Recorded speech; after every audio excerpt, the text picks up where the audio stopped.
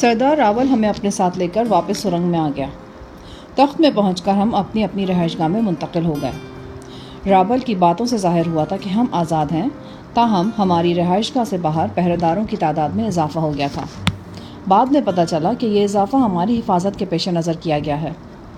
میں نے خاص بات یہ نوٹ کی کہ میری رہائش گاہ کے سامنے مکمل صفائی نظر آ رہی تھی۔ در حقیقت یہاں بہت سے لوگوں نے پھول اور گلدستے وغیرہ رکھ چھوڑے تھے۔ یہ ایک طرح سے میرے لیے خراج تحسین تھا، لیکن اب چونکہ میرے ہاتھوں سے سردار سارقہ قتل ہو چکا تھا، لہٰذا لوگوں کا رویہ بدل گیا تھا۔ زری گل نے پورے 24 گھنٹے بعد ہمیں دیکھا۔ وہ سوال پر سوال کرتا جا رہا تھا۔ اسے کچھ معلوم نہیں تھا کہ بستی سے دور جنگل میں کیا واقعات پیش آئے ہیں۔ اسی سبب وہ اس بات پر حیران تھا کہ ناشا ہمارے ساتھ موجود تھی۔ صفدر نے اختصار کے ساتھ تمام واقعات سے اسے آگاہ کیا۔ زری اس اطلاع پر خوش نظر آنے لگا کہ میں نے رابلی قبیلے کے ایک بد دماغ سردار کو گولی سے اڑا دیا ہے اور بدری نام کے کنجر کو بھی جہنم واصل کر دیا ہے۔ استاد صاحب، ہم کو آپ کا شاگردی پر ناز ہے۔ اللہ تعالیٰ ہر ایک کو آپ جیسا نیک استاد عطا فرمائے، آمین ثم آمین۔ ہم کو یقین تھا کہ آپ بہت جلد سارا کام ٹھیک ٹھاک کر لے گا۔ سارے کاموں سے تمہارا کیا مطلب ہے؟ صفدر نے پوچھا۔ ہمارا مطلب ہے کہ ہم سروج کو یہاں سے چھڑانے میں کامیاب ہو جائے گا۔ اس کے بعد ہمارے یہاں سے واپس جانے میں کوئی رکاوٹ نہیں ہوگا، سب کچھ ایک دم خلاص ہو جائے گا۔ صفدر نے کہا، سروج کو چھڑانا اتنا آسان نہیں۔ ہمارا ایمان ہے کہ استاد صاحب ہر ناممکن کو ممکن کر سکتا ہے، بالکل لالا سدھیر کی طرح۔ لالا سدھیر نے کس ناممکن کو ممکن کیا تھا؟ صفدر نے پوچھا۔ وہ ہیرو آ رہا ہے، زری کے بجائے میں نے جواب دیا۔ صفدر بے ساختہ مسکرانے لگا۔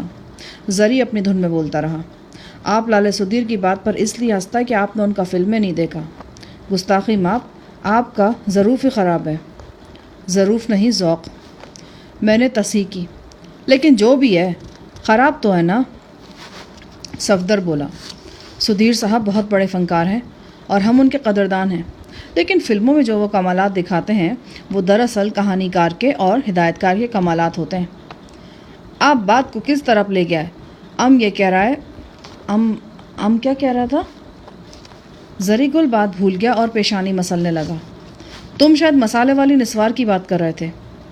صفدر نے لقمہ دیا۔ خوچے، مسالے دار نسوار کھانے والے کا دماغ اتنا بے گایا گزرا نہیں ہوتا۔ کو پتہ ہے، کوئی اور بات کر رہا تھا۔ وہ ماتھا ٹھوکنے لگا۔ کوشش کے باوجود جب اسے کچھ یاد نہیں آیا تو وہ ہنس کر بولا، فلم زرقا میں بالکل ایسا ہی ہوا تھا۔ بھائی وہ فلم میں نے بھی دیکھی تھی، مگر اس میں کوئی ایسا سین تو نہیں تھا، نہ ہی اس میں کوئی تمہارے جیسا غائب دماغ تھا۔ اور صفدر صاحب، ہم سین کی بات نہیں کر رہا، ہم اور بات کر رہا ہے۔ سائیکل پر زرقا فلم دیکھنے گیا تھا۔ واپسی میں یا زرقا گاتے ہوئے تانگے پر گھر آ گیا۔ دوسرے روز والد صاحب نے سائیکل کے بارے میں پوچھا تو اسی طرح ہمارے دماغ کا بجلی چلا گیا۔ کو 2 گھنٹے تک تو یاد ہی نہیں آیا کہ سائیکل ہے کہاں۔ کبھی کبھی ایک دم اسی طرح بھول جاتا ہے۔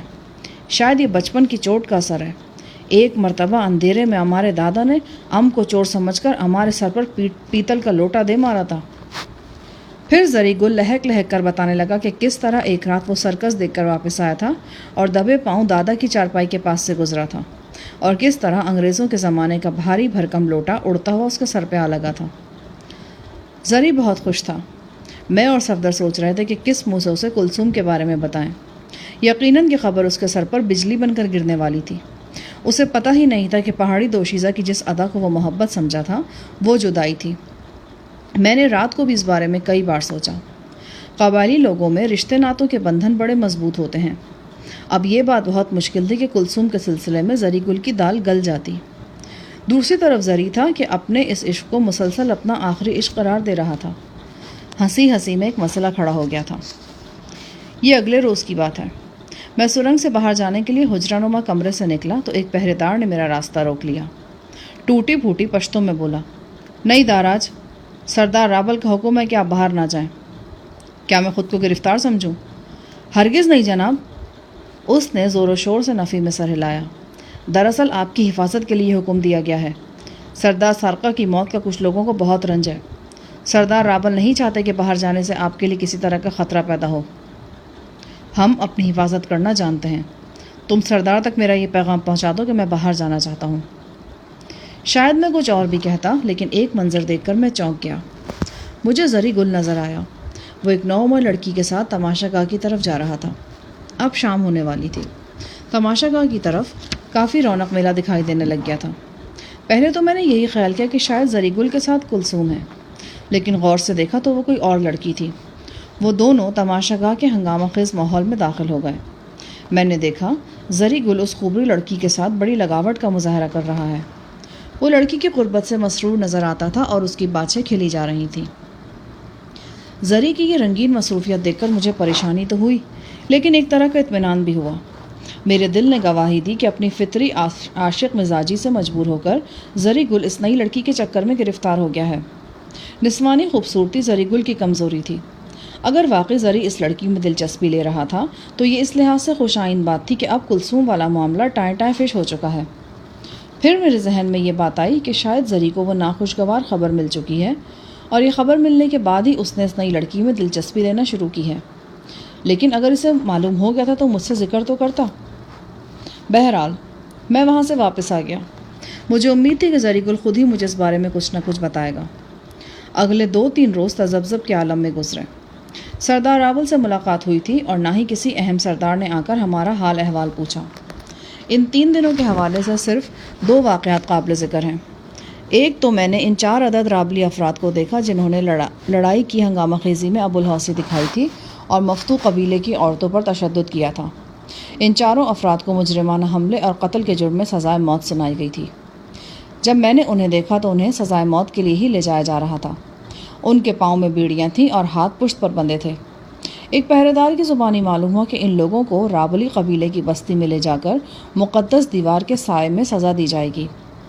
دوسرا واقعہ یہ تھا کہ میں نے اس لڑکی کو دیکھا جو رابلی قبیلے میں مقامی رواج کے مطابق مجھ سے منسوب ہو گئی تھی، یعنی چشمہ۔ وہ نوخیز لڑکی جس کی آنکھوں میں کرنیں پھوٹتی محسوس ہوتی تھیں، اب بے روغن چراغ کی طرح بجھ چکی تھیں۔ اور کیوں نہ بجھتی؟ وہ شخص جس کے دم سے اس کی زندگی میں روشنی تھی، وہ موت کی تاریک وادیوں میں اتر چکا تھا۔ چشمہ کو دیکھ کر میری آنکھوں کے سامنے پھر وہ خوچنگ کا مناظر گھوم گئے جن کا تعلق بدمست سانڈوں سے تھا اور کٹے پھٹے نوشاد سے تھا۔ میں اجڑی پجڑی بنجر چشمہ کو دیکھتا رہا اور اس کے لیے حرف تسلی سوچتا رہا، لیکن اس کا غم مجھے اتنا مہیب دکھائی دیا کہ حرف تسلی سوجا ہی نہیں، اور اگر سوج بھی جاتا تو مترجم کے بغیر میری بات اس حرمہ نصیب تک کون پہنچاتا۔ وہ اپنی عمر رسیدہ ماں کے ساتھ کسی کام سے تخت میں آئی تھی۔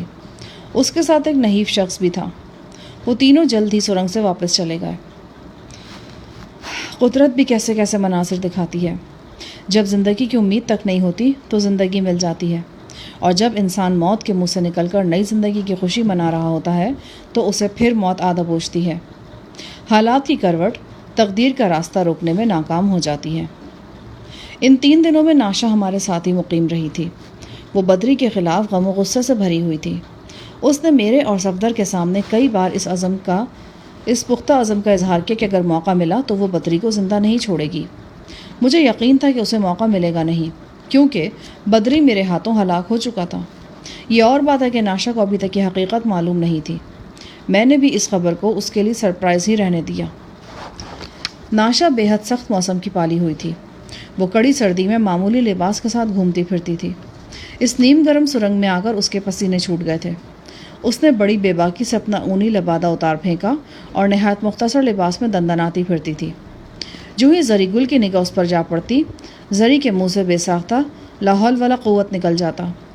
زری گل بے شک رنگین مزاج تھا، لیکن رنگین مزاجی میں وہ رکھ رکھاؤ کا قائل تھا۔ اس کا خیال تھا کہ عام زندگی میں بھی بس اتنی ہی عریانی جائز ہے جتنی پاکستانی فلموں میں نظر آتی ہے۔ اگر اس سے زیادہ عریانی یا بے باکی نظر آتی تھی تو وہ فوراً گناہ ثواب کے چکر میں پڑ جاتا تھا۔ بالفاظ دیگر، زری کے نزدیک پاکستانی فلمیں بے حیائی یا شرافت ناپنے کا صحیح ترین پیمانہ تھی۔ ناشا کی عریانی پر چونکہ پاکستانی سینسر بورڈ کی قینچی چل سکتی تھی، لہٰذا زری کے نزدیک یہ عریانی سخت گناہ تھی۔ استاد صاحب، آپ نے اس عورت کا جان بچایا ہے، یہ بہت زیادہ احسان ہے آپ کا۔ کیا آپ اس سے یہ نہیں کہہ سکتا کہ یہ پردہ کرے؟ بھائی، ہر جگہ کے رسم و رواج ہوتے ہیں، یہاں اس قسم کی بے پردگی کو اتنا برا نہیں سمجھا جاتا۔ نہیں استاد صاحب، یہ بات نہیں ہے، ہم نے یہاں کی دوسری عورتوں کو بھی دیکھا ہے، چند ایک کے سوا سب کا سب پورے لباس میں نظر آتا ہے، بالکل جیسے ہمارا فلموں میں زیبا اور شمیمارہ نظر آتا ہے۔ اور تو اور آپ کلثوم کو ہی دیکھ لو نا، کتنا باپردہ اور سیدھا سادہ ہے۔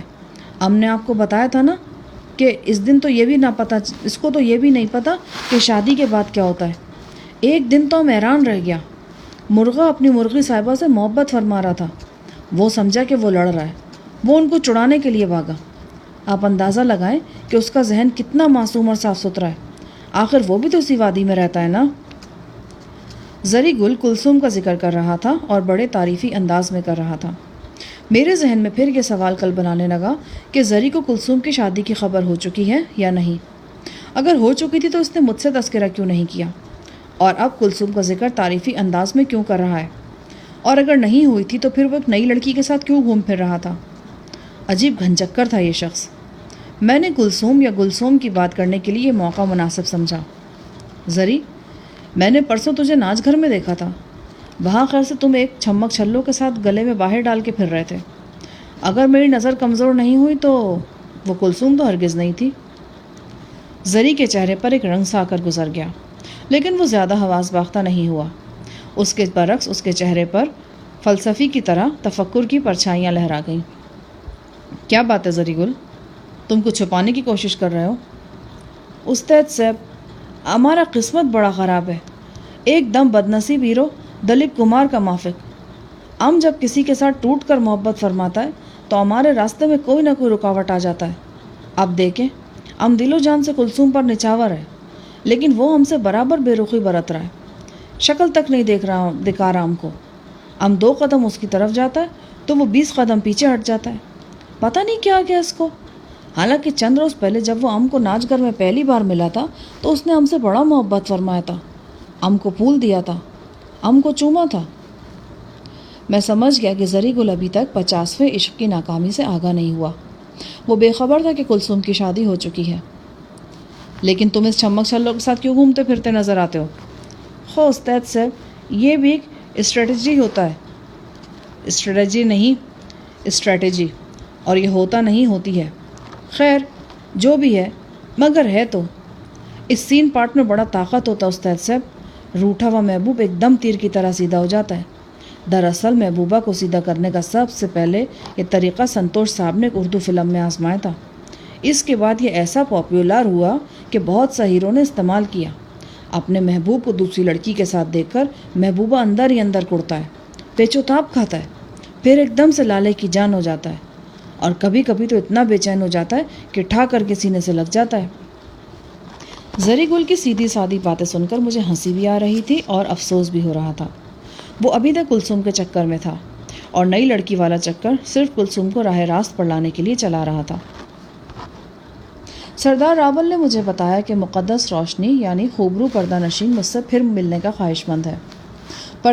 پناہ گاہ سے بستی میں واپس آ کر میں قریباً 48 گھنٹے تک بڑی شدت سے اس ملاقات کا انتظار کرتا رہا تھا، لیکن بلاوا نہیں آیا تھا۔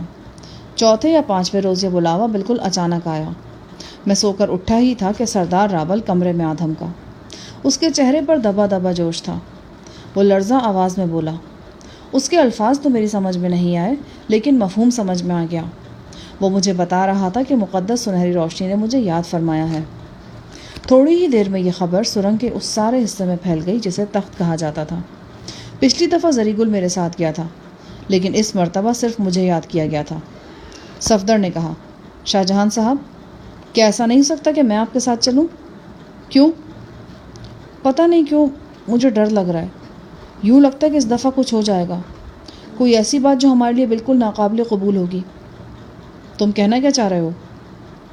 صفدر الجھن زدہ لہجے میں بولا، ہو سکتا ہے کہ آپ لڑکی کی رہائی کے لیے کوشش کریں اور اس کا نتیجہ توقع کے خلاف نکلے۔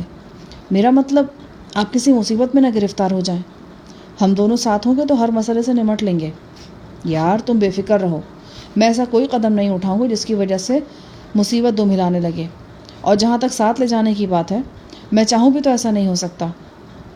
اگر سردار رابل کی حیثیت صرف پیغمبر کی ہے، جو حکم اسے دیوار کے پار سے ملتا ہے وہ اسے ہم تک پہنچا دیتا ہے۔ لیکن استاد صاحب، یہ بھی تو ہو سکتا ہے کہ ہم کو اندھیرے میں رکھا جا رہا ہو، ہمارا مطلب ہے کہ آپ کی گولی سے قبیلے کا ایک اہم ترین سردار ہلاک ہوا ہے. ہو سکتا ہے کہ آپ کو خدا نخواستہ سزا دینے کے لیے لے جایا جا رہا ہو. جہاں تک میری معلومات ہیں کسی کو سزا دینے کے لیے دیوار کے پار نہیں لے جایا جاتا. ایسے کاموں کے لیے سردار رابل ہی مقرر ہے. ناشا بھی اپنے حشر خیز لباس میں قریبی کھڑی تھی. تم اپنی زبان میں بولتے چلے جاتے ہو، میری سمجھ میں کچھ نہیں آتا. میں نے اسے بتایا کہ ہم کس موضوع پر بات کر رہے ہیں. وہ بولی، تمہاری یہ بات درست ہے. رابلی قبیلے میں مجرموں کو سزا دینے کا کام صرف سردار رابل ہی کرتا ہے، اور اس کے لیے ایک جگہ مخصوص ہے. جس دیوار کو یہ لوگ مقدس دیوار کہتے ہیں اس کے قریب بستی کی طرف ایک گہری کھائی ہے. یہ کھائی درختوں سے ڈھکی ہوئی ہے. کھائی کی تہہ میں ایک آبی گزرگاہ ہے اور نوکیلی چٹانیں ہیں. مجرموں کو بلندی سے اس کھائی میں دھکا دے دیا جاتا ہے. 3 دن پہلے جو 4 مجرم یہاں سے لے جائے گئے تھے انہیں بھی اس کھائی میں دھکا دے دیا گیا تھا. مجھے یاد آیا کہ جن دنوں میں رابلی قبیلے کی بستی میں مقیم تھا میں نے یہ خوفناک کھائی دیکھی تھی. اس وقت سائیں علی بھی میرے ساتھ تھا. اس نے کھائی کے کنارے کھڑے ہو کر زور سے نعرہ لگایا تھا، ہاں دل دھڑکا قاتل کا، ہاں دل دھڑکا. صفدر اور زری گل کو تسلی تشفی دے کر میں سردار رابل کے ساتھ ایک دوسرے کمرے میں آ گیا. یہاں مجھے غسل دینے کا انتظام کیا گیا تھا. میری بسنتی پوشاک اور تیاری کا دیگر سامان بھی اس حمام نما کمرے میں موجود تھا. جادوئی خوشبو کے مرغولے ابھی سے حواس پر اثر کرنے لگے تھے. اپنے دیگر ساتھیوں کی طرح میرے سر اور چہرے کے بال بھی کئی ہفتوں سے بڑھے ہوئے تھے. ایک حجام نے ان بالوں کو خوبصورتی سے تراشا. میں نے ٹب نما برتن میں نیم گرم پانی میں غسل کیا. اس کے بعد وہ بسنتی پوشاک پہنی جس میں ہلکا سا نارنجی رنگ بھی شامل تھا.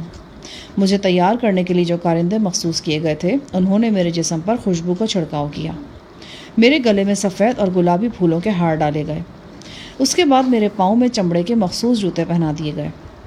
میری تیاری میں مکمل ہونے میں قریباً 1 گھنٹہ لگا. میں اس حلیے میں خود کو ہونق سا محسوس کر رہا تھا، لیکن ایسا پہلی بار نہیں ہوا تھا. اس سے پہلے بھی 2 دفعہ میں ان مراحل سے گزر چکا تھا. دوپہر سے ذرا پہلے مجھے سجی سجائی گھوڑا گاڑی میں بٹھایا گیا اور رابلی قبیلے کی طرف روانہ کر دیا گیا. وہ کاہن نما شخص میرے ساتھ تھا جس کے ہاتھ میں انسانی ران کی ہڈی رہتی تھی اور جو ہر وقت منہ میں کچھ بڑبڑاتا رہتا تھا. اس کے علاوہ سردار رابل اور 2 محافظ بھی گاڑی میں سوار تھے. وادی سے نکلنے کے لیے ہم نے چرخیوں والا پل استعمال کیا. یہ پل اب شارع عام کی حیثیت اختیار کر چکا تھا. پل کی دونوں جانب رابلی قبیلے کے برچھا بردار اور رائفل بردار جوان پہرا دے رہے تھے. یہی وہ پل تھا جہاں چند ہفتے پہلے رابلی قبیلے اور وادی دا خان کے رہائشیوں میں ایک خون ریز لڑائی ہوئی تھی. اس پل کے ساتھ اب جو نیا پل تعمیر کیا جا رہا تھا اس کا نصف حصہ مکمل ہو چکا تھا. پیالہ نما وادی سے نکل کر ہماری گھوڑا گاڑی منزل کی طرف رواں دواں ہو گئی. بیشتر راستہ چڑھائی کا تھا. ہم ان بلندیوں کی طرف جا رہے تھے جہاں مقدس دیوار تھی اور وہ پردہ نشین تھا جسے یہ لوگ سنہری روشنی قرار دیتے تھے اور کبھی کبھی سانوس یعنی سنہری عقاب کے نام سے بھی پکارتے تھے. میں اپنے رگوں پہ میں عجیب سی سنسنی محسوس کر رہا تھا. نہ جانے کیوں یہ بات میرے دماغ میں بھی آ رہی تھی کہ اس دفعہ کچھ نہ کچھ ہو جائے گا. ممکن ہے اس دفعہ خوبرو پردہ نشین سے ہونے والی ملاقات غیر معمولی ثابت ہو. پتہ نہیں ذہن سے یہ بات کیوں چپک گئی تھی. شاید اس کی وجہ یہ تھی کہ مجھے غیر متوقع طور پر بلایا گیا تھا. سردار رابل سمیت رابلی قبیلے کا ہر فرد میرے بلاوے کو خصوصی اہمیت دے رہا تھا. میری طرف دیکھنے والی ہر آنکھ میں ایک انجانی کشش نظر آتی تھی. زری گل کا یہ فقرہ گاہے گاہے میرے کانوں میں گونجنے لگتا. استاد صاحب، آپ کی گولی سے قبیلے کا ایک اہم سردار ہلاک ہوا ہے. کہیں ایسا تو نہیں کہ آپ کو اس جرم کی سزا دینے کے لیے وہاں لے جایا جا رہا ہو؟ زری نے اپنے خدشے کا اظہار کیا تھا. بے شک یہ موہوم خدشہ تھا لیکن اس کے وجود سے انکار نہیں کیا جا سکتا تھا. ذہن میں عجیب عجیب خیال سر اٹھانے لگے. کہیں میں اس دیوار کے پار جانے کے بعد ہمیشہ کے لیے اپنوں سے دور تو نہیں ہو جاؤں گا؟ صفدر سے، زری گل سے، شفتہ سے، ساہی صاحب سے اور غزالہ سے. غزالہ کے تصور کے ساتھ ہی ذہن کی کیفیت عجیب سی ہو گئی. غزالہ مجھ سے لامحدود فاصلوں پر تھی، درمیانی فاصلے کے لحاظ سے بھی اور حالات کے فاصلے کے لحاظ سے بھی، لیکن اس کا دل میرے دل کے قریب دھڑکتا تھا. میں اس کی سانسوں کی آہٹ اپنے آس پاس محسوس کرتا تھا. وہ پل پل میرے ساتھ جیتی تھی. میں نے اس کا چہرہ اپنے تصور میں لانے کی کوشش کی تو وہ فوراً میری آنکھوں کے سامنے مجسم ہو گئی. وہی جسم، وہی ہونٹ، وہی آنکھیں، جن میں ہمیشہ مجھے ایک پیاسا صحرا نظر آیا کرتا تھا۔ قریباً 35 میل کا فاصلہ 5-6 گھنٹے میں طے کر کے ہم رابلی قبیلے کی رہائش گاہ میں پہنچ گئے۔ بستی کے وسط سے گزر کر ہم سردار رابل کی رہائش گاہ پر پہنچے۔ وہاں ہم نے قریباً 1 گھنٹہ آرام کیا اور قہوہ وغیرہ پیا۔ شام کے سایہ تیزی سے پھیلنے لگے تھے۔ اب ہمارے سفر کا آخری مرحلہ رہ گیا تھا۔ ایک مختصر جلوس کے ساتھ مجھے اس پتھریلی فصیل کی طرف روانہ کیا گیا جسے یہ لوگ مقدس دیوار کہتے تھے۔ مختصر جلوس میں تاشیں نفیریاں بجانے والے چند مقامی افراد تھے۔ راہب نما شخص تھا، سردار رابل تھا اور چند مسلح محافظ تھے۔ تاشوں اور نفیریوں سے ابھرنے والی موسیقی اپنے طرز کی انوکھی موسیقی تھی۔ اس موسیقی میں بلند پہاڑوں کے درختوں سے گزرنے والی مخمور ہوا کی سیٹیاں تھیں اور ان بارشوں کی آہٹ بھی جو سنسان جھیلوں پر مسلسل گرتی ہیں۔ پتھریلی دیوار پر بھی مجھے اسی سنہری اوقاف کی جھلک دکھائی دی جو میں نے اپنی آمد کے دوسرے روز اس دیوار پہ دیکھا تھا۔ شام کے دھندلکے میں لپٹا ہوا وہ پرندہ کبھی وہم اور کبھی حقیقت نظر آتا تھا۔ پھر اس کی طویل چیخ فضاؤں میں گونجی اور وہ اپنے غیر معمولی طویل پروں کے ساتھ پرواز کرتا ہوا دیوار کے عقب میں اوجھل ہو گیا۔ مجھے پتھریلی دیوار تک پہنچا کر جلوس واپس لوٹ گیا۔ میں از خود کھلنے والے راستے سے اندر داخل ہوا اور اس جنت نظیر گرد و پیش میں پہنچ گیا جہاں ہر شے کسی حسین خواب میں لپٹی نظر آتی تھی۔ باقی کے تجربات حسب سابق تھے۔ منڈے ہوئے سر والے سفید پوش مجھے اس کھو میں لے گیا جو شیشے کی طرح چمکتی دمکتی تھی۔ یہاں آسودہ چہروں اور پرسکون آنکھوں والے سفید پوش مرد و زن پریزادوں کی طرح گھومتے پھرتے نظر آتے تھے۔ کہیں مصوری ہو رہی تھی، کہیں موسیقی، کہیں کھیل کود کے مناظر تھے، کہیں خوبرو لوگ ٹولیوں کی صورت بیٹھے گپ شپ میں مصروف تھے۔ ایک جگہ درمیانی عمر کے کچھ لوگ بچوں کی شرارتوں سے محظوظ ہو رہے تھے۔ ایک 7-8 سالہ بچی آنکھوں پر پٹی باندھے بلی کی طرح اپنے گھٹنوں اور ہاتھوں کے بل چل رہی تھی اور منہ سے بلی کی آواز نکال رہی تھی۔ کچھ بچے چوہوں کی طرح بھدک رہے تھے اور اس لڑکی یعنی بلی کی پکڑ سے بچنے کی کوشش کر رہے تھے۔ ان کی قلقاریوں سے کوہ کا وہ حصہ گونج رہا تھا۔ دیکھنے والے تالیاں بجا رہے تھے اور میں ان خوش باش لوگوں میں نائلہ اور سروج کے چہرے تلاش کرتا رہا لیکن ناکامی ہوئی۔ چمکتی دمکتی کھو میں بلوری شمعدان روشن ہونے شروع ہو گئے تھے اور ان کی کرنیں شفاف پتھروں پر منعکس ہو رہی تھیں۔ میں سوچ رہا تھا، خوبرو پردہ نشیں جاں توڑ محنت مشقت کا پرچار کرتا ہے اور جسمانی تکلیف کو سچی خوشیوں کی بنیاد قرار دیتا ہے، لیکن یہاں تو کہیں جان توڑ محنت مشقت نظر نہیں آتی تھی۔ ہر طرف آرام اور سکون کے ڈیرے تھے، فراغت ہی فراغت تھی۔ آخر کہاں تھے وہ جفاکش لوگ جو ہر روز پانی پینے کے لیے کنواں کھودتے تھے؟ حسب سابق مجھے اس کمرے میں پہنچایا گیا جہاں مہمانوں کی تواضع کی جاتی تھی۔ خشک میوے کی رکابیاں میرے سامنے آئیں اور وہ گلابی محلول بھی جو تقویت میں اپنی مثال آپ تھا۔ دستور کے مطابق میں نے پھل چکھا اور تھوڑا سا مشروب پیا۔ میرا خیال تھا کہ مشروب کی وجہ سے حواس مختل ہو جاتے ہیں، لہٰذا میں نے جان بوجھ کر صرف چند گھونٹ لیے تھے۔ اب وہ مرحلہ درپیش تھا جس کا تصور ہی سینے میں زلزلے جگا دیتا تھا۔ مجھے خوبصورت دوشیزہ کی میت میں اس پراسرار بیبسی کمرے میں پہنچنا تھا جہاں پردہ نشین براجمان تھا۔ متبسم دوشیزہ اندر داخل ہوئی اور میں اس کے ہاتھ کا اشارہ سمجھتے ہوئے اٹھ کھڑا ہوا۔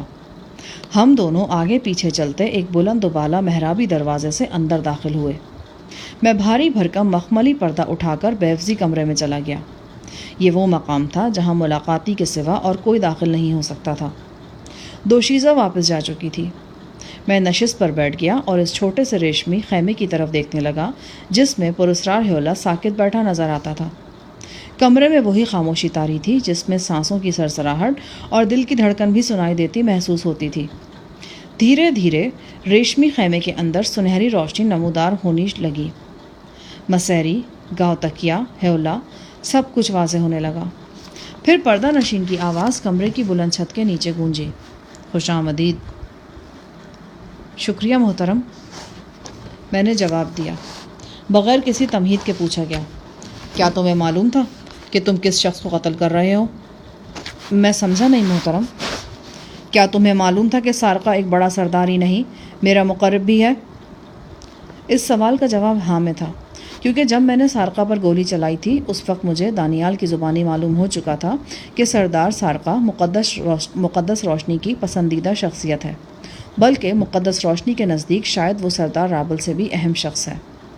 میں نے جھوٹ بولنا مناسب نہیں سمجھا اور پردہ نشین کے سوال کا جواب دیتے ہوئے کہا کہ درست ہے جناب، مجھے مترجم نے بتایا تھا کہ سارقہ قائم مقام سردار ہے اور مقدس روشنی اسے اہمیت دیتی ہے۔ اس کے باوجود تم نے اسے موت کے گھاٹ اتارا۔ تم نے یہ خیال بھی نہ کیا کہ قبیلے کی بیشتر آبادی تمہاری پرستار ہے۔ لوگ اپنی گفتگو میں تمہاری تعریفوں کے پل باندھتے ہیں۔ جب تم انہی کے ایک سردار کو گولی سے اڑاؤ گے تو ان کے دوستانہ جذبات کا کیا ہوگا؟ وہ تمہارے بارے میں کیا سوچیں گے؟ محترم، میں اہل قبیلہ کے جذبات کی دل و جان سے قدر کرتا ہوں اور کرتا رہوں گا، لیکن محترم، جو کچھ میری آنکھوں کے سامنے ہو رہا تھا وہ میرے لیے اس قدر ناقابل برداشت تھا کہ میں کسی دوسری سوچ کو اپنے ذہن میں جگہ نہ دے سکا۔ میرا خیال ہے کہ وہ سب کچھ آپ کی نگاہوں سے اوجھل ہوگا جو اس روز وہاں جنگل میں ہونے والا تھا۔ سردار سارقہ نے درجنوں افراد کے سامنے لڑکی کی ذلت کا تماشا لگانے کا اعلان کیا تھا۔ بیوزی کمرے میں اعصاب شکن خاموشی چھا گئی۔ ایک ناقابل بیان سنسنی میرے رگوں پہ میں گردش کرنے لگی۔ جوں جوں یہ خاموشی طویل ہو رہی تھی، میری بے قراری بڑھتی جا رہی تھی۔ میں اس خاموشی کو توڑنے پر مجبور ہو رہا تھا۔ مجھے معلوم تھا میں ایک ایسا کام کر رہا ہوں جو میرے لیے بھی ناپسندیدہ ہے، لیکن میں صورتحال سے مجبور تھا۔ اگر میں یہ نہ کرتا تو شاید میں اپنی ہی نظروں میں گر جاتا۔ اس مرتبہ خاموشی کا وقفہ زیادہ طویل نہیں تھا۔ تمہارا یہ اقدام ہمارے لیے بھی ناپسندیدہ ہے، لیکن جس طرح تم نے اسے ضروری قرار دیا ہم بھی ضروری سمجھتے ہیں۔ ہمیں اطمینان ہے کہ تم نے ایک درست وقت پر ایک درست فیصلہ کیا اور ہر مصلحت کو ایک طرف رکھ کر ایک ایسی لڑکی کو ذلت سے بچایا جس سے وادی داخان کے جاتریوں کو کیفر کردار تک پہنچانے میں اہم کردار ادا ہوا تھا۔ بہت شکریہ محترم سانوس، مجھے قوی امید تھی کہ میں آپ کی نگاہوں میں ناقابل معافی مجرم نہیں ٹھہروں گا۔ میری نظر میں تم مجرم نہیں ہو، تمہیں وہی کچھ کرنا چاہیے تھا جو تم نے کیا۔ خاموشی کا ایک اور وقفہ آیا۔ اس کے بعد جو سوال پردہ نشین نے کیا وہ اتنا غیر متوقع اور دھماکہ خیز تھا کہ میں اپنی جگہ پتھر کے بت کی طرح ساکت بیٹھا رہ گیا۔ مجھے لگا جیسے میرے سینے میں دھڑکنے والے دل کے سوا جسم کا ہر حصہ بے جان ہو چکا ہے۔ پردہ نشین نے اپنی بھاری آواز میں پوچھا، کیا تم ہمارے ساتھ یہاں رہنا پسند کرو گے؟ یہ ایک ایسا سوال تھا جس نے میری گویائی چھین کر میرے جسم کو پتھر کر دیا تھا۔ میری سمجھ میں کچھ نہیں آ رہا تھا کہ میں اس سوال کا کیا جواب دوں۔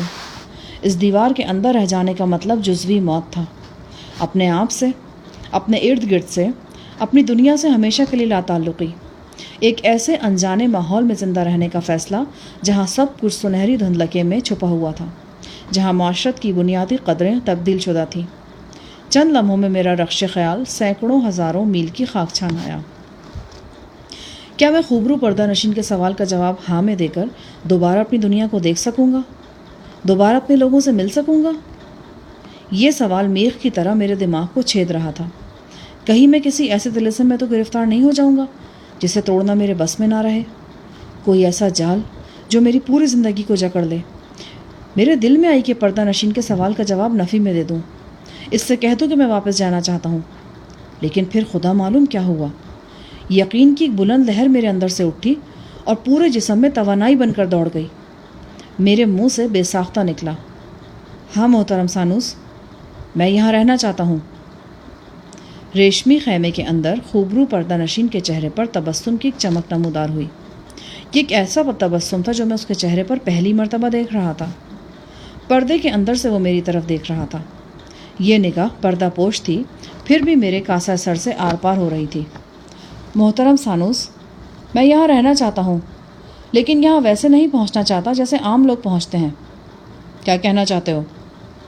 محترم، میں نے ان لوگوں کو تڑپتے مچلتے دیکھا ہے، آپ کی قربت حاصل کرنے کے لیے انہیں جنون میں مبتلا ہوتے دیکھا ہے۔ میں نہیں چاہتا کہ مجھ پر ایسی کیفیت طاری ہو۔ میں آپ سے دور نہیں جانا چاہتا، آپ بس مجھے ابھی سے اپنے پاس رہنے کا اعزاز بخش دیں۔ کیا پاس آنے کے لیے دور جانا ضروری ہے؟ کیا آپ چاہیں بھی تو طریقہ کار کو نہیں بدل سکتے؟ چند لمحے خاموشی رہی۔ ہاں، میں چاہوں تو یہ طریقہ کار بدل سکتا ہے۔ میں نے محسوس کیا کہ مسیری کے گرد تنے ہوئے ریشمی خیمے میں روشنی کچھ تیز ہو گئی تھی، یا شاید یہ صرف میرا ہی خیال تھا۔ پھر کیا ہوا؟ مجھے کچھ بھی ٹھیک سے یاد نہیں، نہ ہی اس بارے میں اعتماد کے ساتھ کوئی اندازہ لگایا جا سکتا ہے۔ یقیناً میں ایک دم ہی کسی اتھا تاریکی میں گھر گیا تھا۔ میری آنکھ کھلی تو میں نے خود کو ایک آرام دہ کمرے میں پایا۔ اس کمرے کی دیواریں صاف، شفاف اور سبزی مائل پتھر کی تھیں۔ اس پتھر میں ہلکی سفید اور سرمئی دھاریاں تھیں۔ یہ بالکل ہموار پتھر تھا۔ دیکھتے ہی اندازہ ہو جاتا تھا کہ پہلے بڑی محنت سے پہاڑ کو تراش کر یہ کمرہ بنایا گیا ہے، پھر اس کی دیواریں، چھت اور فرش کو رگڑ کر انڈے کی طرح ملائم اور چمکدار کیا گیا ہے۔ خاص طور سے دیواریں اتنی شفاف تھیں کہ ان میں کافوری شمعوں کی روشنی صاف منعکس ہو رہی تھی۔ ان دیواروں کو دیکھتے ہی میں سمجھ گیا کہ میں ابھی تک خوبرو پردہ نشین کی چھوٹی سی جنت نظیر دنیا میں موجود ہوں۔ میں ایک صاف ستھرے بستر پر تھا۔ یہ سفید بستر زیادہ سخت تھا اور نہ زیادہ نرم۔ لکڑی کی ایک طویل نشست اور میز کے سوا کمرے میں کوئی فرنیچر قسم کی چیز نظر نہیں آ رہی تھی۔ میرے سرہانے کی طرف ایک الماری میں چند خوبصورت برتن رکھے تھے۔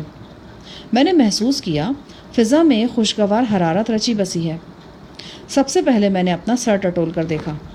میرا خیال تھا کہ شاید سر پر کوئی وزنی چیز مار کر مجھے بے ہوش کر دیا گیا تھا، لیکن سر یا گردن پر ایسے کوئی آثار موجود نہیں تھے۔ میں نے ذہن پر زور دینے کی کوشش کی۔ شاید میں اچانک کسی گہرائی میں گر گیا تھا، لیکن اگر گرا ہوتا تو جسم پر چوٹیں آئی ہوتی۔ جو گلابی دودھ جیسا مشروب میں نے پیا تھا اس میں خاص قسم کا سرور تھا، لیکن یہ مشروب تو میں اس سے پہلے بھی 2 دفعہ پی چکا تھا۔ پھر کیا بات تھی کہ میں اچانک اپنے ہوش و حواس میں نہیں رہا تھا، اور اب کافی دیر بعد میری آنکھ کھلی تھی۔ میں نے کافی وقت اس لیے کہا کہ مجھے بھوک محسوس ہو رہی تھی، حالانکہ جس وقت میں بیوزی کمرے میں پردہ نشین کے روبرو بیٹھا تھا تو میں شکم سیر تھا۔ یہی وقت تھا جب میں نے پہلی بار اپنے لباس پر غور کیا اور ششدر رہ گیا۔ میں بسنتی چوغے کے بجائے سفید براق لباس میں تھا۔ یہ وہی لباس تھا جو اس کمیونٹی کے لوگ پہنتے تھے۔ میرے ذہن نے چیخ کر کہا، شاہ جہان، تم ان منفرد لوگوں میں شامل ہو چکے ہو جو مقدس دیوار کے پیچھے خوبرو پردہ نشین کے زیر سایہ زندہ ہیں۔ یہ انکشاف اتنا سنسنی خیز تھا کہ میں بے ساختہ اپنی جگہ سے کھڑا ہو گیا۔ میں نے خود کو ٹٹول کر جیسے یہ یقین کرنے کی کوشش کی کہ یہ میں ہی ہوں۔ خود کو ٹٹولنے کے بعد میرے ذہن نے جو دوسرا رد عمل ظاہر کیا وہ یہ تھا کہ میرے قدم خود بخود دروازے کی طرف بڑھے۔ اخروٹ کی لکڑی کا نہایت خوبصورت دروازہ مقفل تھا۔ میں نے اپنی پشتودانی سے فائدہ اٹھاتے ہوئے پکار کر کہا، کوئی ہے؟ کوئی ہے؟ چند لمحے کے بعد کلک کی آواز کے ساتھ دروازہ کھلا اور میں نے 17-18 سال کے خوبرو برخوردار لڑکے کو اپنے سامنے پایا۔ اس کے جسم پر سفید براق لباس تھا اور چہرے پر اجلی سی چاندنی تھی۔ اس نے سر کے اشارے سے مجھے بتایا کہ میں اس کے پیچھے آؤں۔ میں نے نرم چمڑے کے صاف ستھرے جوتے پہنے اور لڑکے کے پیچھے چل دیا۔ لباس کی طرح جوتے بھی بالکل میرے سائز کے تھے۔ جوتوں کا تلوا نرم تھا، لہٰذا چکنے فرش پر کوئی آواز پیدا نہیں ہو رہی تھی۔ راہداری میں فانوس اور شمعدان روشن تھے، لیکن یہ نہیں کہا جا سکتا تھا کہ اس وقت رات ہوگی۔ کھو میں ہر طرف رات کا سما رہتا تھا، ہر وقت رات کا سما رہتا تھا۔ ہم گہرائی میں اتر رہے تھے۔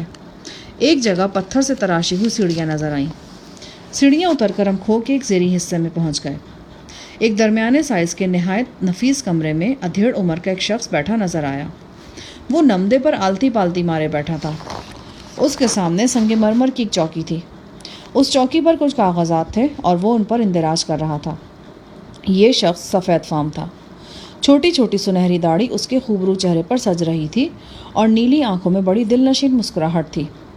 اس نے مجھے شستہ انگریزی میں مخاطب کیا، ہیلو شاہ، میں آپ کو خوش آمدید کہتا ہوں۔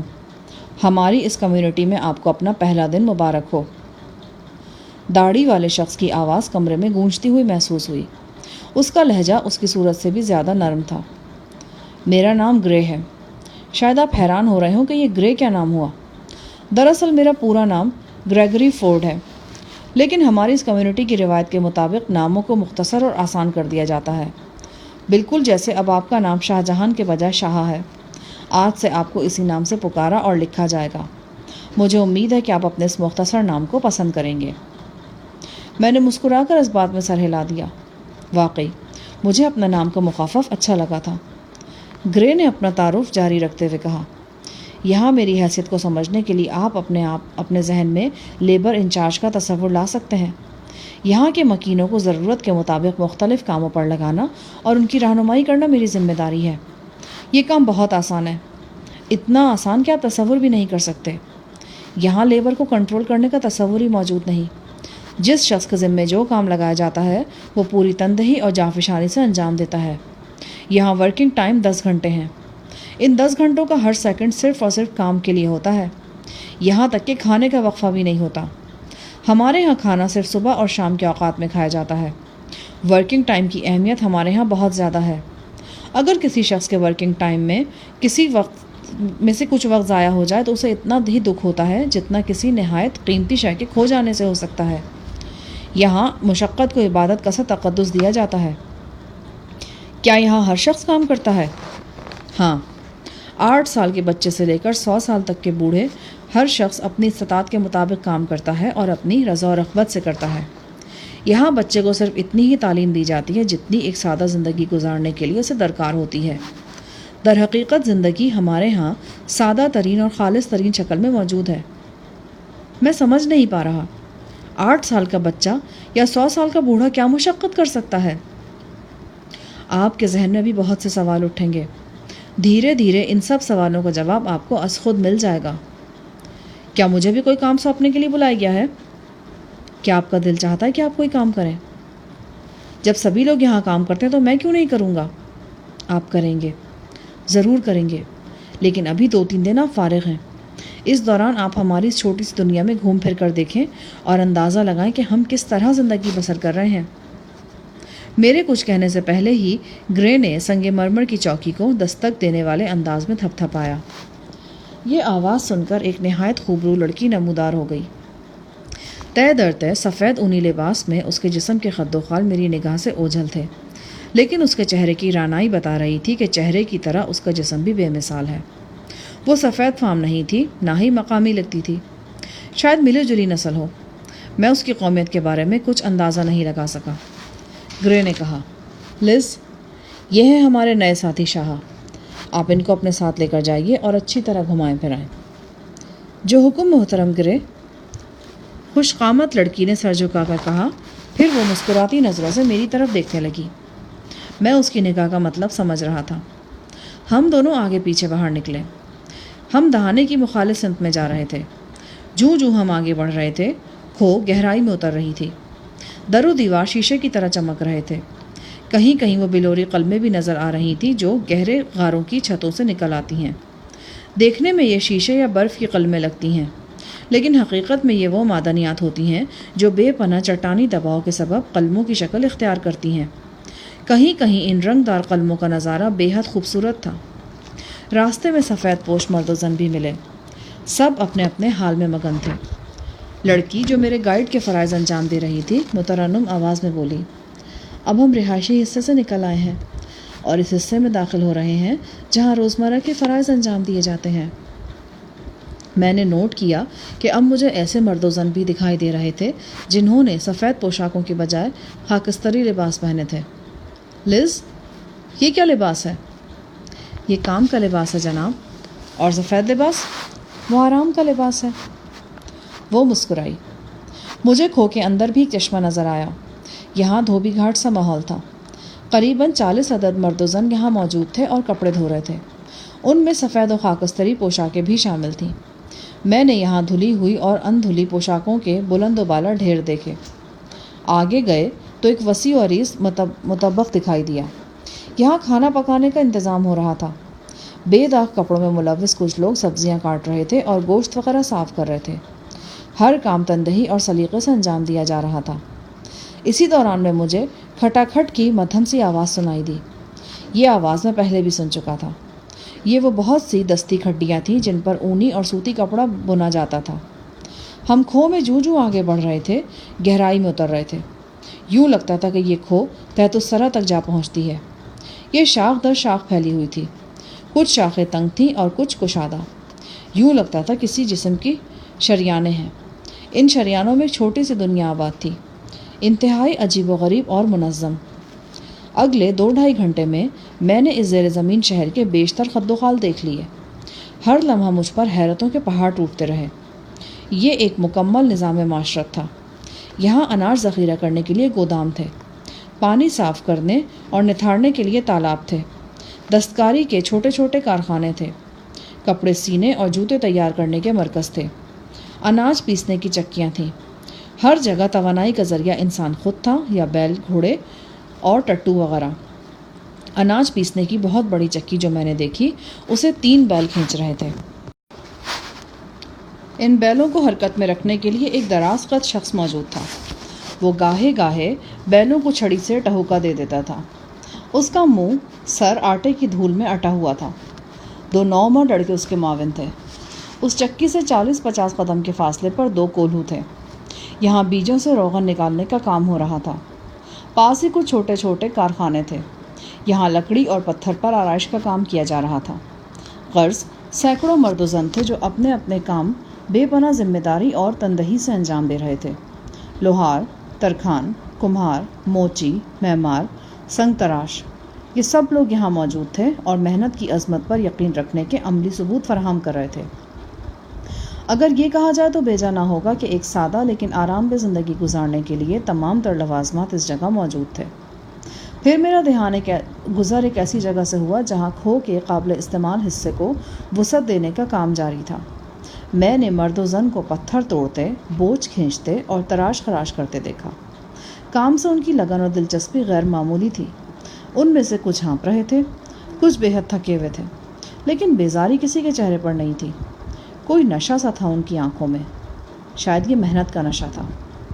یہ شک گزرتا تھا کہ یہ کھو کبھی ختم نہیں ہوگی اور گہرائی میں اترتے اترتے زمین کے قلب میں جا گھسے گی۔ ہم کچھ آگے جا کر پلٹ آئے۔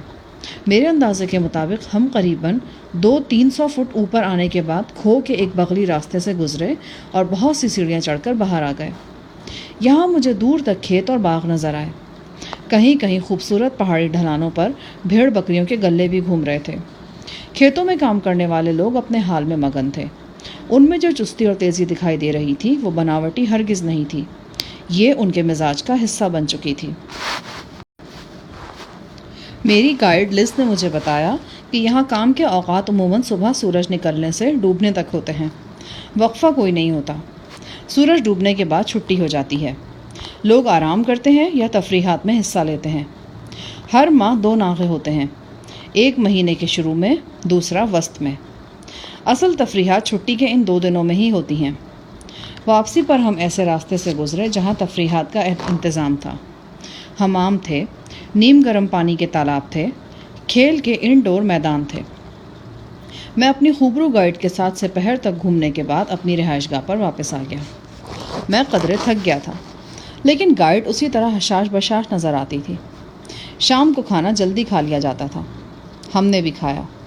یہاں ملازم یا خادم کا تصور ہی موجود نہیں تھا۔ ہر شخص کو، چاہے وہ بڑا ہو یا چھوٹا، اپنا کام خود ہی کرنا ہوتا۔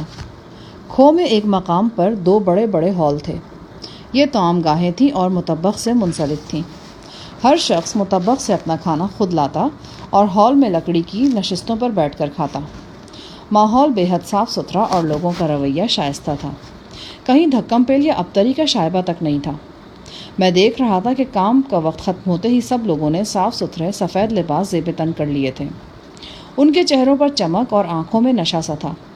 شاید یہ اس راحت کا نشہ تھا جو جان جوکھم میں ڈالنے کے بعد انسان کو حاصل ہوتی ہے، یا پھر ان کے مزاج ہی ایک خاص سانچے میں ڈھل چکے تھے۔ ایک بے خودی اور سرشاری کسی کیفیت ہمہ وقت ان پر طاری رہتی تھی۔ لز میرے ساتھ تھی۔ وہ میرے ساتھ ہی بیٹھ کر کھانا کھانے لگی۔ اب وہ بھی سفید لباس میں دکھائی دے رہی تھی۔ غالباً وہ اس گرم چشمے کے پانی میں نہائی بھی تھی جو ہم نے کھو کے اندرونی حصے میں دیکھا تھا۔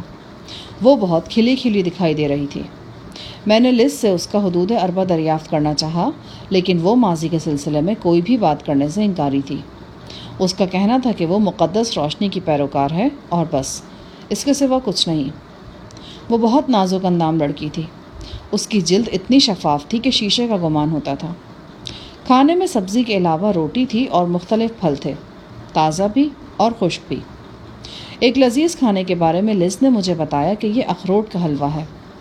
کھانا سادہ تھا، لیکن یہ ایسی سادگی تھی جس میں ذائقہ بھی تھا۔ یہاں استعمال ہونے والے زیادہ تر برتن دھات یا لکڑی کے تھے، تاہم پتھر کے برتن بھی استعمال ہوتے تھے۔ جن پیالوں میں ہم نے قہوہ پیا وہ پتھر ہی کے تراشے ہوئے تھے۔ کھانے کے دونوں کمروں میں بیک وقت قریباً 300 افراد نے کھانا کھایا۔ ایسی ہی 3 شفٹیں ہوئیں۔ میں نے اندازہ لگایا کہ کھو میں کم و بیش 1000 افراد موجود ہیں۔ ان میں بچے، عورتیں، بوڑھے سبھی شامل تھے۔ یہیں پر مجھے ایک اہم کامیابی بھی حاصل ہوئی۔ میں نے نائلہ کو ڈھونڈ نکالا، وہی نائلہ جو منسٹر منصور خان کی منکوہہ تھی اور پھر بیوہ بن کر اس دور دراز قبیلے میں پہنچی تھی اور پھر اس مقدس دیوار کے پار چلی آئی تھی۔ وہ توام گاہ میں بیٹھی تھی۔ اس نے لمبے بال کھلے چھوڑ دیے تھے۔ سفید لباس میں وہ کوئی آسمانی مخلوق ہی دکھائی دیتی تھی۔ اس کے ساتھ ایک مرد تھا۔ دونوں ہنس ہنس کر باتیں کر رہے تھے۔ میں نے غور کیا تو مجھے نائلہ کی گود میں 3-4 سال کا ایک پیارا سا بچہ بھی نظر آیا۔ میں حیرت سے اس مختصر فیملی کو دیکھتا رہا۔ پھر میں نے اپنی جگہ سے حرکت کی اور ان کے پاس پہنچ گیا۔ وہ لوگ کھانا ختم کر چکے تھے اور اب خوشبودار قہوے کی چسکیاں لے رہے تھے۔ ہیلو نائلہ، میں نے کہا۔ وہ خالی نظروں سے میری طرف دیکھتی رہی۔ حسب توقع وہ مجھے پہچان نہیں سکی تھی۔ لز بھی وہاں پہنچ گئی۔ اس نے میرا تعارف کراتے ہوئے نائلہ اور اس کے مرد کو بتایا کہ یہ شاہاں ہیں، یہ حال ہی میں ہمارے ساتھی بنے ہیں، آج یہاں ان کا پہلا دن تھا۔ ہم آپس میں باتیں کرنے لگے۔ میں نے نائلہ سے پوچھا، آپ کیسی ہیں؟ میں بالکل ٹھیک ہوں، وہ بولی تو اس کے اندر سے خوشی پھوٹی پڑ رہی تھی۔ وہ اپنے ساتھی کا تعارف کراتے ہوئے کہنے لگی، یہ میرے ساتھی ہیں، ان کا نام راج ہے۔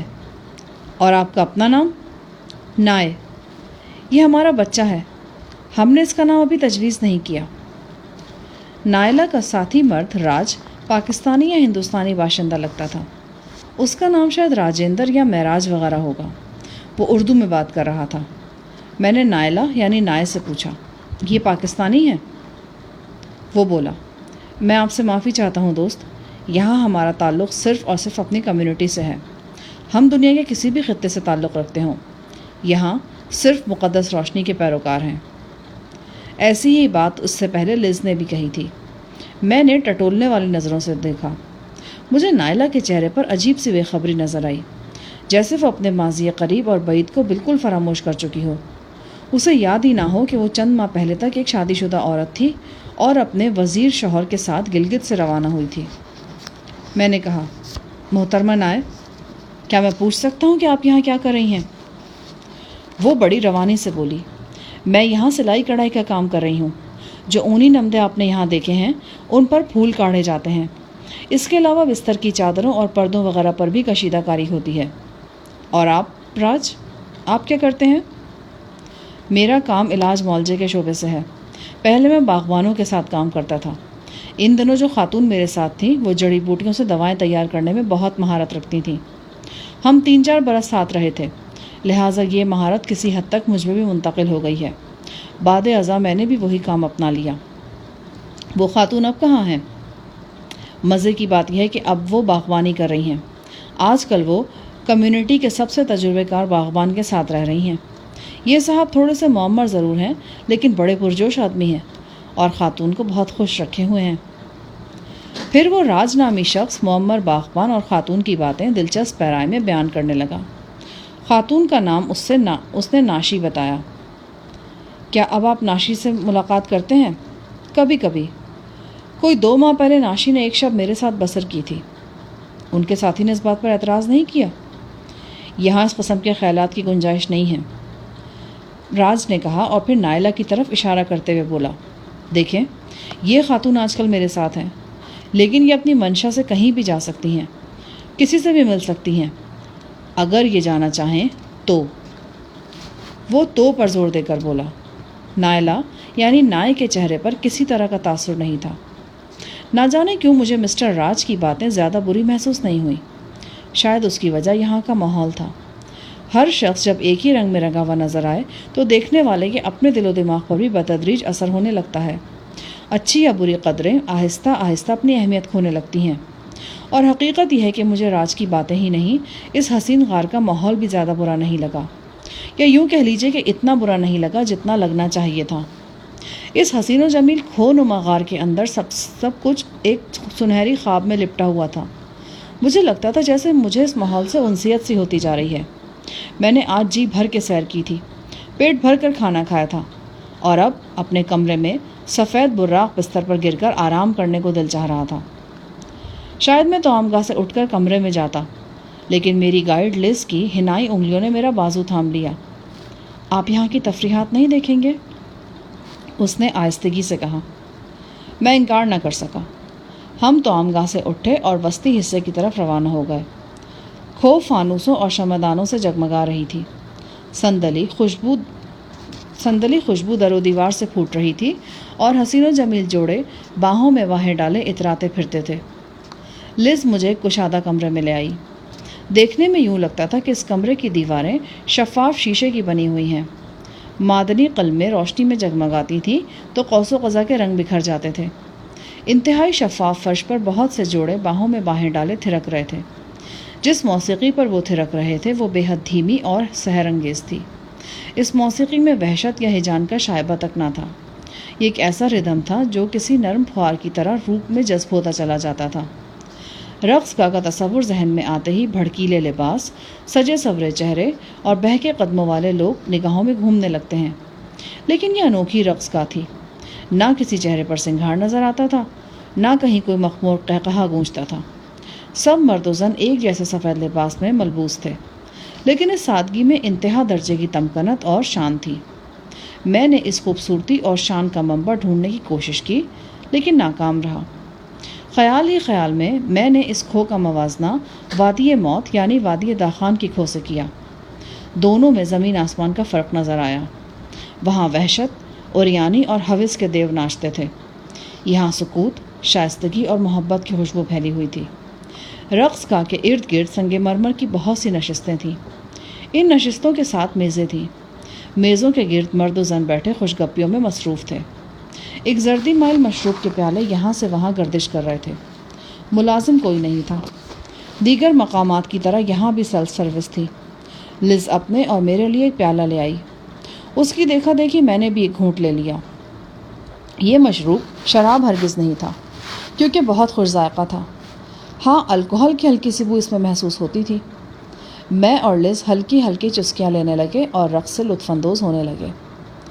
رقص دیکھتے ہوئے ایک بار پھر میرے ذہن میں یہ خیال آیا کہ غیر محسوس طور پر میں اس ماحول کو اور یہاں کی مصروفیات کو پسند کر رہا ہوں۔ اس کے ساتھ ہی میرے ذہن میں یہ تشویشناک سوچ بھی آئی کہ کہیں میرے ذہن پر کسی طرح کے اثرات تو نہیں، کہیں ایسا تو نہیں کہ خوبرو پردہ نشین کے ساتھ آخری ملاقات میں میرے ساتھ کچھ ہو گیا ہو۔ وہی مقناطیسیت جو سائنسی طور پر اپنا وجود رکھتی تھی اور جس کا ذکر وادی داخان میں ڈاکٹر ہینری نے تفصیل سے کیا تھا۔ لیکن پھر فوراً ہی میں نے اس بے سروپا خیال کو اپنے ذہن سے جھٹک دیا۔ یہ ایک بے معنی سوچ تھی۔ میں جو کچھ کر رہا تھا اپنی مرضی اور منشا سے کر رہا تھا۔ میں پوری طرح اپنے ہوش و حواس میں تھا۔ ایک خوبرو دوشیزہ میرے قریب آئی اور مجھے اس نے رقص کی پیشکش کی۔ میں چند لمحے تذبذب میں رہنے کے بعد اٹھ کھڑا ہوا۔ وہ مجھے رقص کرتے جوڑوں کے درمیان لے گئی۔ وہ ایک خوش شکل اور بھرپور عورت تھی، ایک ایسے پکے ہوئے پھل کی طرح جو بے حد رسیلا تھا اور کسی کے ہونٹوں تک پہنچنے کے لیے بےتاب تھا۔ اس کی باہیں بڑی شائستگی سے میرے کندھوں پر رکھی ہوئی تھیں، تاہم اس کے لمس میں چھپی ہوئی گرمی جوش میں واضح طور پر محسوس کر سکتا تھا۔ رقص میں اس کے قدم بڑی مہارت سے اٹھ رہے تھے۔ رقص کے آخری مرحلے میں وہ دل نواز بے باکی سے میرے بالکل قریب آ گئی۔ اس کا جسم کئی بار میرے جسم سے مس ہوا۔ میں نے دیکھا اس کی آنکھوں میں گلابی ڈورے تیر رہے تھے۔ پتہ نہیں وہ زرد مشروب کا اثر تھا یا اس کی قربت کا جو ہم دونوں میں موجود تھی۔ آپ میرے ساتھ کچھ وقت گزاریں گے؟ وہ خوابناک لہجے میں بولی۔ شاید میں ایسا نہ کر سکوں۔ کیا میں وجہ پوچھ سکتی ہوں؟ مجھے وہ خاتون پسند آئی ہیں جن کے ساتھ میں نے آج وقت گزارا ہے۔ یعنی آپ کی گائیڈ؟ جی ہاں۔ میں نے جان چھڑانے کے لیے بے ضرر جھوٹ بولا۔ Very nice. میری نیک تمنائیں آپ کے ساتھ ہیں۔ میں حیران ہوا کہ وہ کتنی آسانی اور خندہ پیشانی سے دستبردار ہو گئی۔ بدمزگی یا ملال کی جھلک بھی اس کے چہرے پر نظر نہیں آئی۔ ہم نے اس خوابناک ماحول میں 5-10 منٹ بڑے دھیمے انداز میں رقص کیا، پھر ایک دوسرے کا ہاتھ چوم کر اپنی نشستوں پر جا بیٹھے۔ لز مجھے کچھ اور بھی دکھانا چاہتی تھی۔ رقص کا ایک اور راؤنڈ ختم ہوا تو وہ مجھے لے کر باہر نکل آئی۔ ہم کھو کے ایک ایسے کشادہ حصے سے گزرے جہاں نوعمر لڑکے اور لڑکیاں رگبی کی طرز کا کھیل کھیل رہے تھے۔ اس جگہ چھت پر ایک بہت بڑا فانوس روشن تھا۔ میں ایک چیز کو دیکھ کر ششدر رہ گیا۔ ایک فانوس میں دودیا برقی قمقمے جل رہے تھے۔ یہ بے حد حیران کن بات تھی۔ اس کا مطلب تھا کہ یہاں کھو میں برقی سہولت موجود تھی۔ اگر ایسا تھا تو یہ برق کہاں سے آ رہی تھی؟ کیا کوئی جنریٹر سسٹم تھا یا یہ لوگ اپنے طور پر بجلی پیدا کرنے میں کامیاب ہو چکے تھے؟ میں نے اس بارے میں لز سے پوچھا۔ وہ بولی، میں کچھ زیادہ نہیں جانتی۔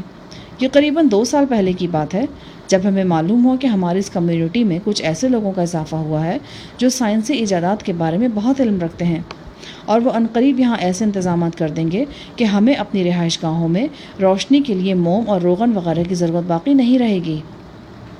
میں نے کہا، ایک طرف تو یہ کہا جاتا ہے کہ یہاں سادہ ترین انداز میں زندگی بسر کی جاتی ہے، لیکن دوسری طرف آپ لوگ باہر کی دنیا میں استعمال ہونے والی ایجادات کو بھی یہاں متعارف کرا رہے ہیں۔ پہلے آپ پوری بات تو سنیں۔ جو لوگ یہاں آئے تھے وہ اس قابل تھے کہ ہماری اس چھوٹی سی دنیا کو باہر کی دنیا کی طرح بہت سی آسائشوں سے بھر دیتے، لیکن مقدس روشنی ایسا نہیں چاہتی، اور نہ وہ کبھی چاہے گی۔ مقدس روشنی نے برقی رو کو بھی پسند نہیں کیا۔ برقی رو حاصل کرنے کے باوجود ہم نے اسے کہیں بھی استعمال نہیں کیا اور نہ کبھی کریں گے۔ بس علامتی طور پر اس ہال میں یہ فانوس جلایا جاتا ہے۔ تھوڑے سے فاصلے پر مجھے کھو کی ایک ایسی شاخ نظر آئی جس کے راستے کو لکڑی کے ایک چھوٹے سے پھاٹک کے ساتھ بند کر دیا گیا تھا۔ یہ پھاٹک اخروٹ کی لکڑی کا تھا اور اس پر عقاب کی ایک نہایت خوبصورت شبیہ کندہ کی گئی تھی۔ عقاب کی آنکھوں کی جگہ 2 قیمتی پتھر جگمگا رہے تھے۔ آپ جانتے ہیں یہ کون سی جگہ ہے؟ یہ مقدس روشنی یعنی سانوس کا مسکن ہے۔